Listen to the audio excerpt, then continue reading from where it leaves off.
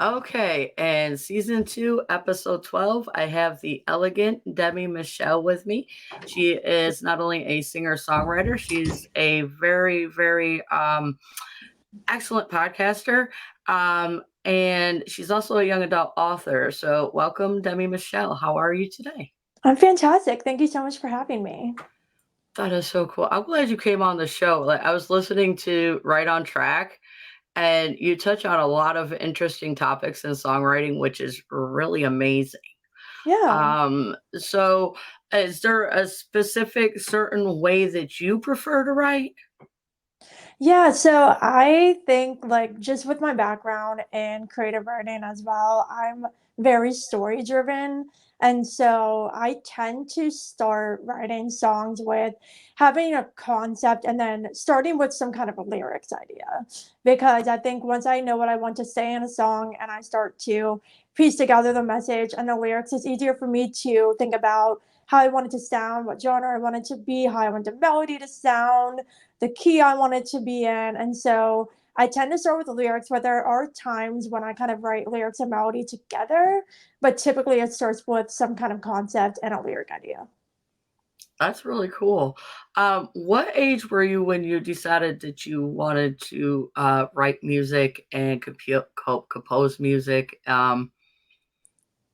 Yeah, so I've always been musical. I started piano when I was 10 years old, but I didn't get into songwriting until I was in undergrad and college. So I want to say maybe I was around 19, 20 when I started to actually songwrite.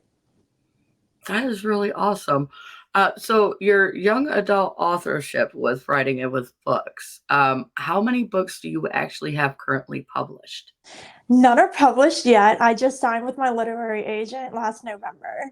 So right now we're on submission, which basically means that my agent is pitching my manuscript to editors at publishing houses. But I have four completed manuscripts. Two are young adult fantasy, one's a young adult mystery, and then the other one is a young adult speculative thriller. So we're currently on submission right now with young adult fantasy, and I just went on submission at the beginning of April.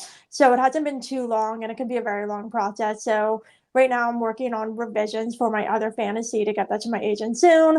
But I do a lot of writing with short stories as well. I started that seriously this year. And right now I have three short stories that are going to be published in upcoming anthologies, which is really exciting. So those will be coming. Two are coming this year. For sure. And I'm not 100% sure when the third one will be. So I'm really excited to finally get some of my work published in print, but I'm working toward the big one, which is my actual manuscript. So we'll see what happens. Oh, that's very exciting for sure, and congratulations, because a Thank lot of you. people out there that are listening don't actually know what goes Oh, into yeah. writing and publishing and things hmm like that. Yeah. A very, very, very long process. It took me a year and 4 months to get my agent. And across that time period, I pitched three different books and I got I think, over 200 rejections. It's a very long process, but it's worth the wait when you finally get something. Yes, it is, because waiting and patience is key, because a hmm thing great comes, like, instantly. You can't snap your fingers and just have it appear. Yeah, yeah. No instant gratification here. So, you play the piano? I do. So, is that your favorite, all-time favorite instrument? Yeah, that's what I started with. I'm actually classically trained as well. So I grew up mostly playing classical music. And then when I was in college and I double majored in music and creative writing, our music program was classical music focused. So I played a lot of classical music, which made it easier when I transitioned into writing pop and country music because not as complex. But when I write piano accompaniments for my piano ballads, I definitely try to make them super fancy and tap into my classical side with the theory and all of that. But piano is definitely my main instrument. That is cool. Is there any other instruments that you play as well? I play guitar, not the best at it, but I definitely am good enough to accompany myself at shows and things like that. But I don't play guitar in my studio recordings. I have a guitarist for that. That's cool. That is really definitely cool. Now, how do you feel? Do you feel how, like, if there's a vast major difference between playing the guitar versus the piano? Definitely, yeah. I think piano, you definitely have a lot more you can do with it. You have like both hands doing different things, and you have the pedals, and it's like a solo instrument. Where a guitar, it can be a solo instrument, but it's more of like an accompanying instrument, in my opinion. But there's definitely, I mean, you got six strings on a guitar and 88 keys on a piano, so there's a lot more you can do. And I think the technique wise, there's a lot more on the piano you can do as well. That is actually very interesting and amazing for sure. Was listening to some of your music over the weekend and things like that. Do you take your songwriting and do you your storytelling? Is it from experiences in life? Definitely, yeah. I think authenticity is really important as a songwriter. And so I make sure that everything that I write is based on my life or my emotions or something I've experienced. And I mean, that's where a lot of my inspiration comes from too. Like, I'll be just going about my day and something will happen, and it will be like, oh, that make a really good song. And I find too that it's easier to write authentically just because I'm not trying to like fictionalize anything when I'm writing my music. And so it's a lot easier to just write what I truly feel and what I've been through, which is interesting because with my author side, I write fiction, not nonfiction. And so it's really interesting to do like the fictionalized made up stories with my books, but with my music, it's my life. That is very actual, like the a balance, I think, of both worlds, though, because Hmm. you could still you got the life stories with that way, and then you can do the fictional stories and just like let your creativity flow. Either way, it's still Hmm. amazing. Yeah, yeah, it's been really fun too, and it's been nice as well because both of them obviously take a lot of time, the music and the books, and so I find too that it's nice, like whenever I'm like really overwhelmed with like writing the books and I just need a break, it's nice to turn to my music, and then when I'm really deep into like doing promotion for a new release and doing all the interviews and stuff, and I'm really deep into the music, spending some time on my writing is a nice change. So I like being able to shift between the two. That is totally amazing. Actually, to balance the aspect like that, because that stuff really is not easy. Because I was Mm-mm. sitting here frazzled over the thing because the computer said, "Oh, you got to change your passwords, update your password." So I did that Oh my yesterday, and I'm gosh. like, "How do I get in here?" It It's was the a worst when you have to update your password. That's like my least favorite thing to do because then you need to like log into everything again, especially when you have like a million devices. Like I have so many iPads, I have my phone, I have a laptop, and every time I change a password, it's like, no, I need to go through all this again. I'm like, right. I don't know the password. So, do you have a person like because a lot of people are into collaborating? Is that something that you're looking forward to doing in the future? I've actually done quite a lot of collaborating. One of my singles I released when I just started LA Will Wait for Me is a co-write. I actually co-wrote two songs with a UK artist. She released those, which was fun. But I think the thing was like I was doing a lot of co-writing and nothing was happening with the songs. And so I'm like super busy now with like my music, the author stuff. I'm also a freelance editor, which has been like super fun, but like really busy. And so I've had to be more mindful of whenever I'm doing a co-write, I want to know that the artist is serious about their music and they have intentions of like recording the song or at least performing it. Because I have so many songs that I've dedicated hours and hours and hours of my time into writing and then nothing happened with them. And so I kind of feel like I wasted my time. And I was writing with songwriters and artists who weren't really like 100% in having a music career. And so I'm trying to be more mindful now of like who I'm working with. Yeah, for sure, because you want somebody who's gonna put the same energy, time, and effort into it. Yeah. For So that sure. w so that way, because on a collaboration, it should never be mostly one person, Right. Yeah. ever. So who is your do you have a favorite person that you have collaborated with so far? Oh, that's hard to say. I don't want to pick because there's so many people. Um, but I mean, the one that I released, my friend Madison Young and I wrote "I Like Away from Me," and that was really fun. And we actually got to meet in person too at a songwriting retreat after we wrote that song on Zoom, like during the pandemic. So I guess her, just because that's the song that I've released, but there's been so many that I've written Now, is there a person out there that you would like to collaborate with in any way, shape, or form with. that you have not yet? um, Yeah, I mean, shooting big, I guess. I don't know if you know Julia Michaels, but she's like a very, Yes. very, very good songwriter. She's the one who actually inspired me to write, and I met her at a show, and it was like really special because she's like definitely my number one. So that would be the ultimate goal to be able to write a song with her. Okay, so Julia Michaels, if you happen to see this, and we can also tag her in it when it's posted, to let her know that Miss Demi Michelle would like to collaborate. Yeah, that'd be fantastic. It really would be. So do you get to play out often?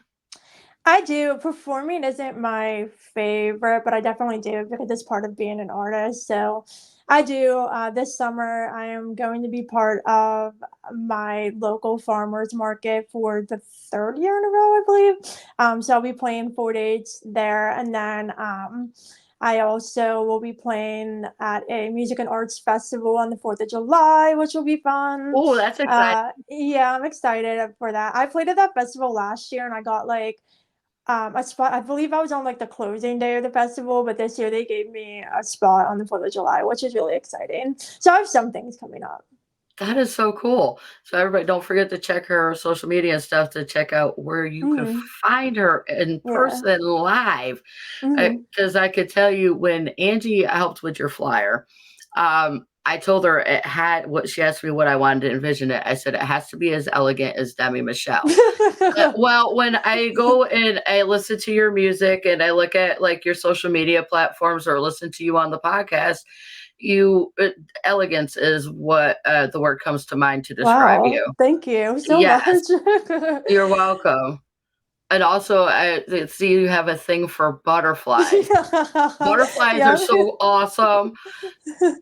Yeah, yeah, the butterflies. I've always loved butterflies growing up, but it was crazy because they just like accidentally became a part of my brand.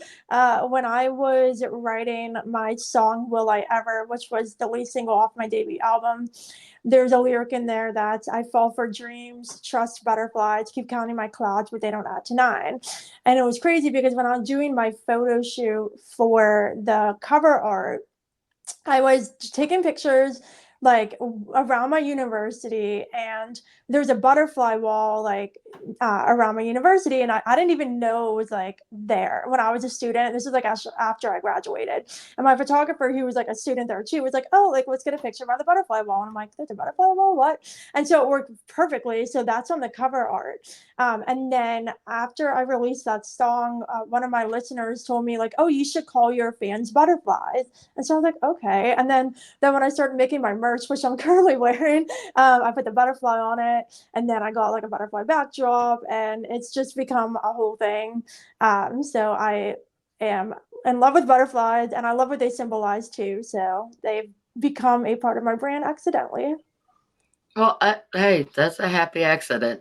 It really is because the butterfly theme actually suits you very well. Yeah, I think so too. So, what is the biggest hurdle or the thing that people try to give you the most hardest time about in your journey as a musician, a writer, and a podcaster? Oh, the biggest hurdle. I think looking back to when I started, I think that is very difficult to break in any way and to get people to give you a chance. And I realized that with, the music and the writing. When I was first starting to release music and I was looking at like interviews and reviews and like stuff like that and like playing live, I got ghosted a lot. I was a brand new artist. Nobody wanted to talk to me. Nobody wanted to give me a spot on anything. And it was really hard to prove that I have a place in the industry and for people to give me a chance. And the same thing with my writing. When I was querying agents, like I said, a year and 4 months. It took me so long to get somebody to say yes to me. And I think that's like the biggest thing. Because once you start getting something, then you get the ball rolling, it's a lot easier. Like I've built up my press kit, I have a lot of interviews and a lot of like I played places, I have a music award now, so it's easier. It's still difficult, but it's definitely easier. But the difficult thing is getting started and getting somebody to say yes to you and take a chance on you. Oh yeah, it's hard to build up a following too as well. Yeah, I So think so as even when well. people call me with a wrong number, I still ABP every time, and I'm like, "Well, you got the wrong number, but by the way, I have a podcast." So it's a very grueling game, but also too, I found that, and me with what I all the things I've got going on, patience is key. Yeah, it Patience definitely is is. key. And for Hmm. anybody out there listening, don't give up. Just keep on pushing. Right. Yeah, I actually picked last year I started doing word of the years, like when it was a new year. And in 2023 I picked patience as my word. This year is adventurous. But I found like last year, like I'm a super impatient person, or I feel like I used to be. But like now, just because of all the things that I'm doing, I've found that I've become more patient. And it's because like when you have a dream and you want it and you're like working toward a goal, you have to find the patience, because if you give up, then you're going to spend the rest of your life wondering, oh, if I didn't give up, would I have achieved what I wanted?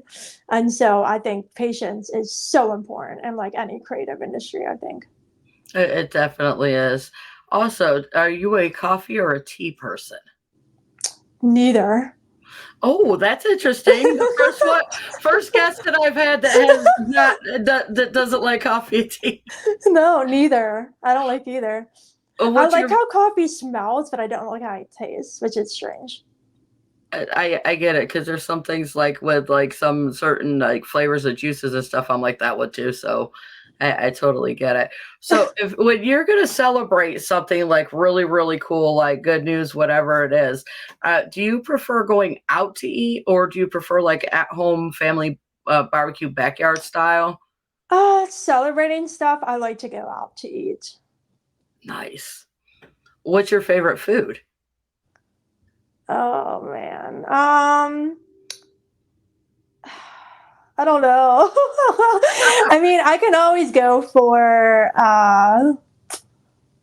spaghetti and meatballs. Let's go with that. That's nice. That's always a good choice.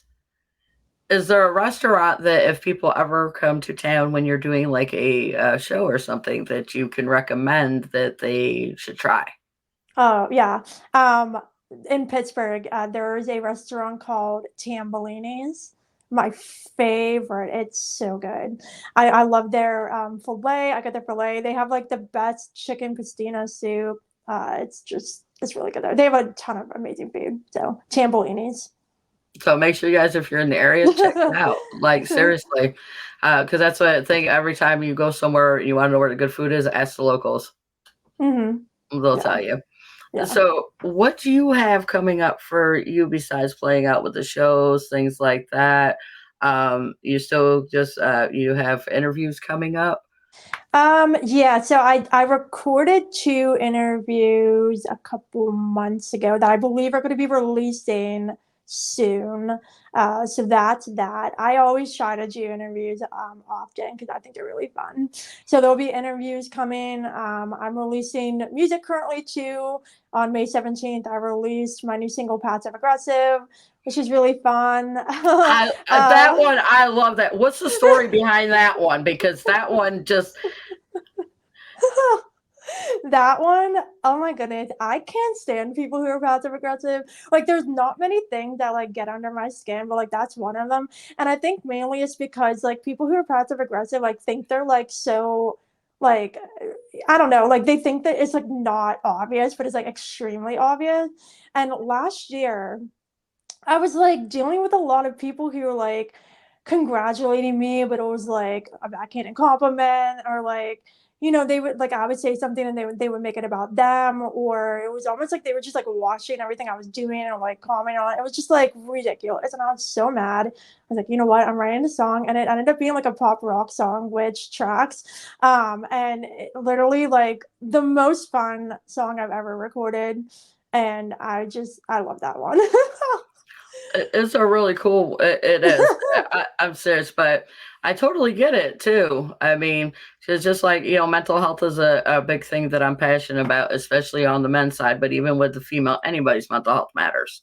Yeah. But Yeah. So people shouldn't push people like that seriously, because if you're talking with somebody and they tell you a life anecdote or something about something they mhm. went through, they're not Yeah. trying to argue or compete with you. They're just trying to show you that, yeah, we all experience things like this, that you will be okay. But, Mhm. some Yeah. people try to make it argumentative and things like that, like it's Yeah. competition, and it's not. Right, and then the other thing too that really oh, I can't stand it when, like, someone's like, "Oh, it's fine," like, they'll say it's, like, fine and nothing's wrong, and then they'll, like, turn around and, like, start telling people, like, a false version of something that happened, and it's like, "Look, like, couldn't you have just, like, told me to my face? Like, what are you doing?" Like, I don't understand it, I don't. So that's that one. That one's out, and then my next single coming in July. I'm so excited about this one. It's called I'm Introverted, So What? It's a very sassy, up tempo contemporary pop song.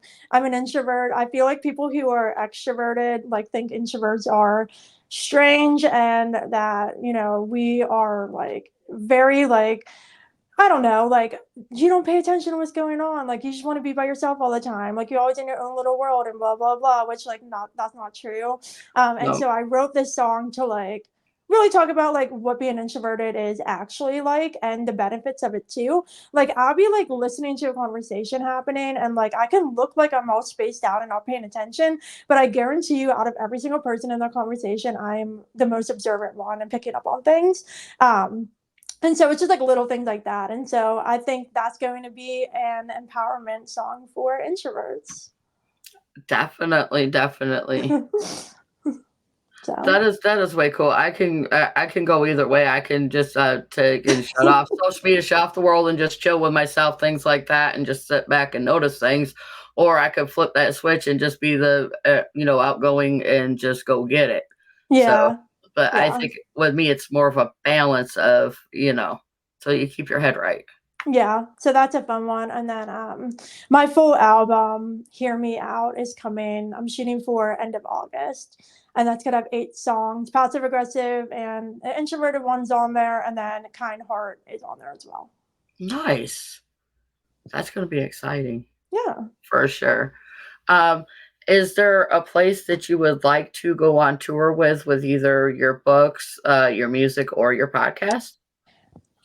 Um I've always loved California, so anything out there. My aunt and uncle live in San Clemente, and before the pandemic, I took frequent trips out there with my friends.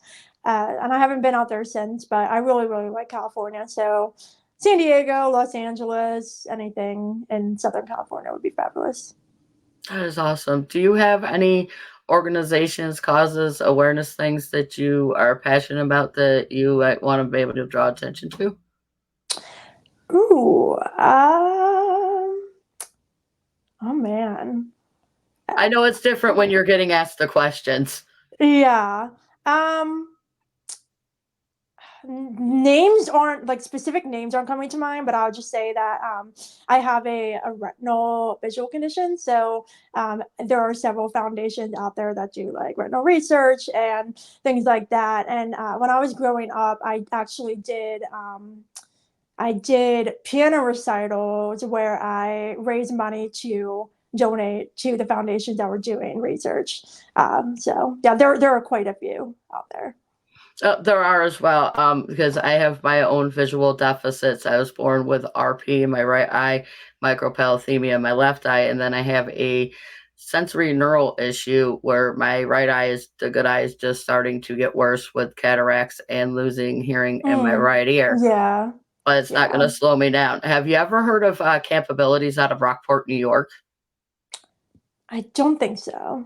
Okay, they are a great organization for kids.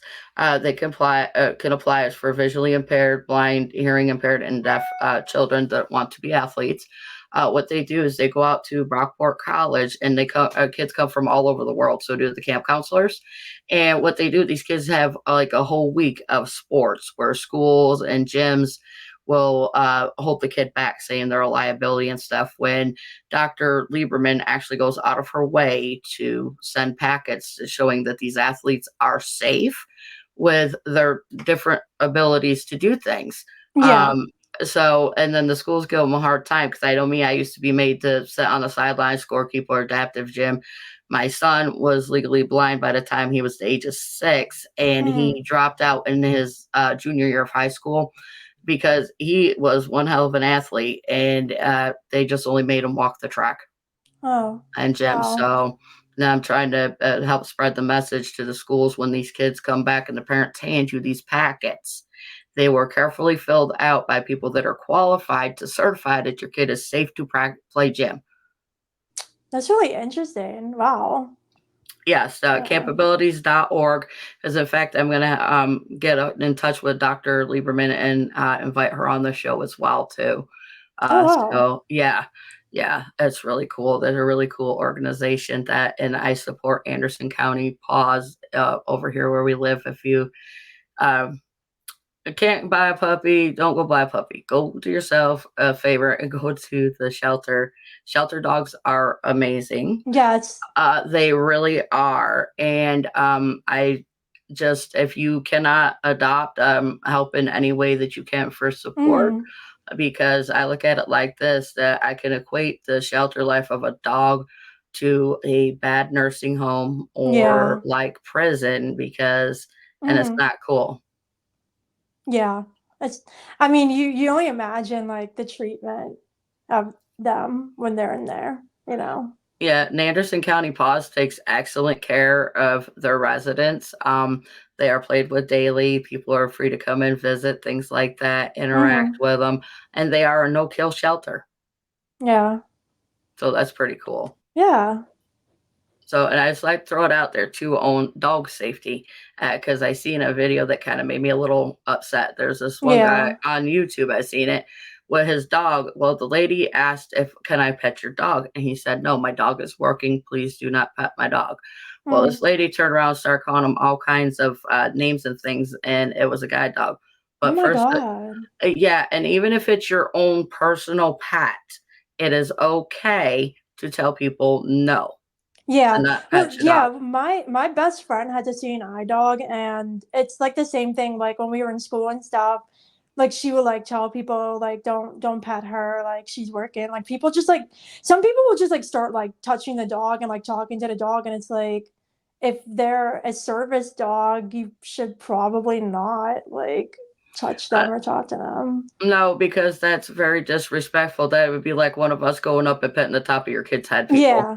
Yeah. Yeah. Just don't. And also too, depending on the person's vibes and energies and what smells they have, the dog might not like them being Yeah. touched, Yeah. and things like that. So that's why people ask me all the time, "Oh, could I pet him?" No, he's a big baby, but he's my big baby. It's Yeah. not. No, we're Yeah. not doing that.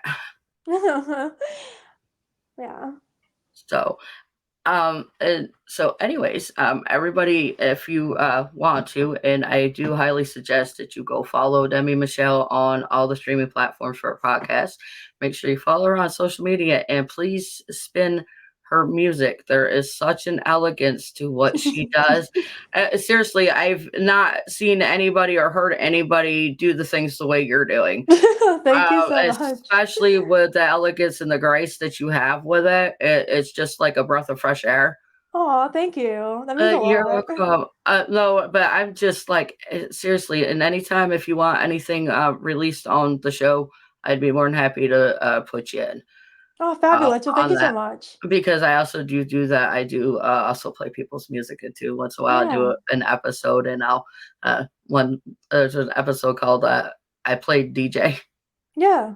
And so that was I had fun with that episode. What kind of episodes do you like to do? Oh, what do you mean in terms of, like, topics or I like topics, or do you prefer being on with somebody? Do you do solo episodes?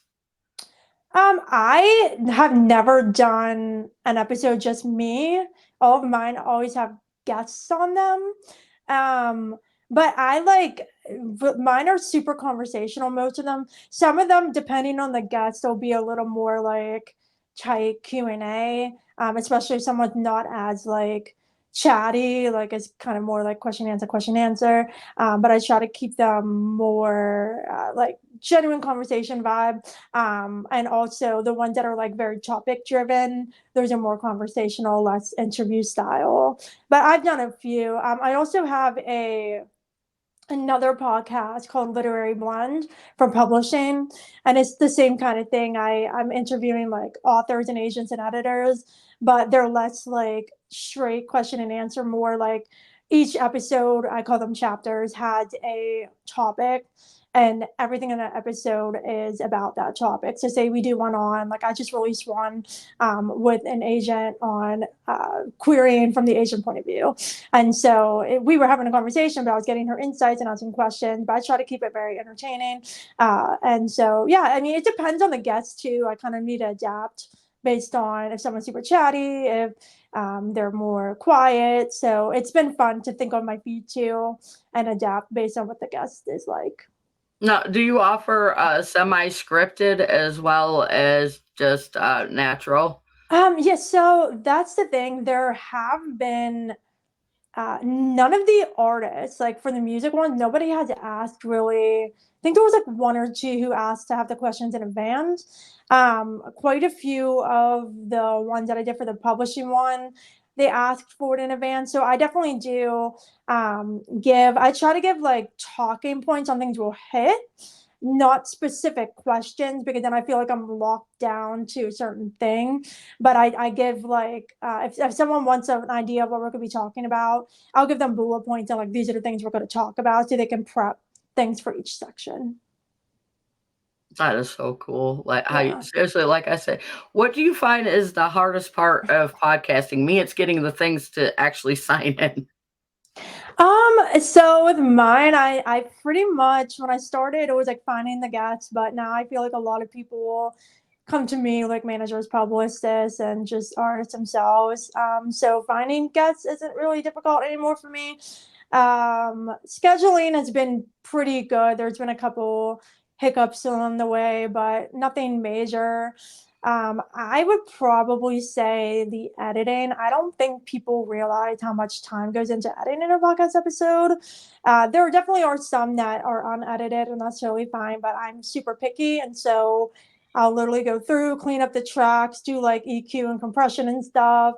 And then I'll go through and like edit out like major mistakes or like super long pauses, and it takes a lot of time. I wouldn't say it's difficult; it's just very time consuming. It really is. It really is. Um, I just had something in my head and it just went. But no, all my even me my stumbling and me stuttering and things like that when I get over whatever you want to call it. I don't know if you want to call it like sensory overload or whatever, Yeah, or I have nerve twitches because of other medical conditions and stuff like that. yeah, I leave it in because I want people to know that it's okay right, to, yeah. yes. And seriously, everybody always, and I'm just leaving all my stuff like that for, so kind of like lead by example, show people that it is okay. Yeah. Yeah, that's the thing. I think like you need to strike a balance between maintaining the voice and like mistakes. Like I don't like alter someone's voice, but if there's like a 10-second pause, like you don't want all that dead space. So I try to get that out. And if there's like a major mistake where someone's like they started saying something and then they're like, hang on, like let me just re-say that. I'll cut like the recap part so it sounds like they only said it once. But I do think it's really important um to keep like the speaker's voice so they sound like themselves. So, how much difficulties did you have during your first season? Because my first season was a nightmare. I didn't really do in seasons. I've been like a consistent since I started in 2021. But I think like it wasn't super difficult. I think because I had hosted a Harry Potter podcast with my friend before I started my music one. And so I already knew like how to record, because I did all the recording and the editing even for that one. And so I knew how to record. I had my whole setup. I knew my editing process. I knew like how to distribute. And so it was a disaster for that one. Like trying to get the quality, trying to figure out what to do. But by the time I got to the music one, I had my process down. So but when I started podcasting, just like anything, like it takes a while to like get your process and actually figure out how to do it. It really is. It does take a lot to do that. Or if you make your things make you change your passwords and then you get like, Oh my okay, god. this is not the way I signed in the last time. Yeah. Yeah. So Yeah, well, Spotify just did a recent thing. I was distributed through Anchor, and then they switched to Spotify for podcasters. And so recently, they were like, "Well, all the logins are changing to Spotify accounts, and so like, if you didn't switch it over, you would have lost access." And I'm like, "Oh my goodness! Like, I don't need this added stress, really. Like, I no, don't need this." no, that is it. But you know what though? It's well worth what we go through to do what we're doing. I know exactly right. Yeah. Hmm. Oh wow. So anyways, I think I kept you long enough because I know you got a really, really busy schedule with everything that you do. And I mean, I don't know how you don't have downtime. Like, does that exist? um. Not really. I'm trying to incorporate more downtime. It's just like a lot of things because I'm doing two podcasts and they alternate every other weekend. So I don't have a weekend off for that. Then I have my music and it gets busier whenever I'm releasing like in a release period. With my books, like I'm currently on a personal set deadline to get a manuscript to my agent. So I'm working on that. And then with my editing, that turned into a whole thing. So like after I graduated with my master's degree, I had a really strong passion for like editing other authors' work. And so for a really long time, I would just like read authors' work like for free and like do really in-depth like line edits and developmental edits and give them like really, really great feedback. Several of those authors went on to get agents. And a couple of self-published and a few told me like you should like actually be a freelance editor. And for a really long time I was like, no one's gonna want to hire me, that's ridiculous, I'm not doing that. And then this year I was like, you know what, like I'm gonna try to make the shift. Made the shift, got literally slammed. I'm like, I closed submissions for like full manuscripts until likely August because like I'm so booked. Everyone's like talking about me on social media, which is really nice. But at the same time, it's like, please don't talk about me for another 2 weeks so I can get caught up because I don't want to get more emails right now. So it's been like a balancing act. And like, two, I don't want to make people wait. I really don't. But at the same time, I'm one person and I can only do so much. And so I feel like for a while I was like squeezing in so many at a time. And then I got to the point where it's like I need to like get caught up. And I know that likely it's upset some people, but what else can I do? And so I don't really have a whole lot of downtime right now. But hopefully, once I get my manuscript off to my agent on May 30th, which is my birthday, Oh I'll well, happy early birthday. yeah, thank you. I'll hopefully have some more free time in June because I'm trying to make a more conscious effort of like spacing editing projects out just so I can have some chill time. So we'll see. Yeah, you definitely need to find that balance because Yeah. it's about balance. That's what I heard about a lot of people with the balance. Yeah, I So mean, right now I'm like fine, but I know that it's not sustainable. Like I'm going to reach a burnout eventually. And so now I'm trying to like start solving the issue before I get wiped out and then have problems. yes, because there's a lot of people that like once they burn out, they don't come back. So Yeah, yeah. and like I said, you are literally Demi Michelle is becoming a thing because, like you said, everybody's talking about. I'm serious.